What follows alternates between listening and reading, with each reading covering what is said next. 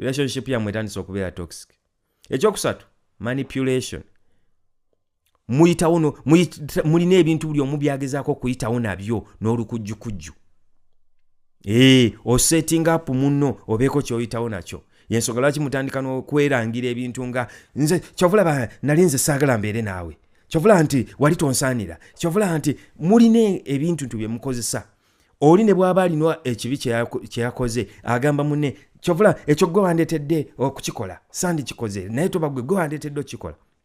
Toxicity etandise okweyongera mu relationship yammwe. Ekyokuna, conflicts tezibeera resolved. Bwe mubeera n'ekibanyiza oba n'embeera eyazzeewo wakati wammwe temusobola kuresolvinga kintu kyonna. Era eyo conflict mugyongeza mu maaso. Yensonga lwaki bwe mutuuka mu maaso eyo omu ng'agikomyawo. Wano tewangamba bwoti ne bwoti, na oluliri gwankola ekintu bwe kiti, gundi gwe wankola ekintu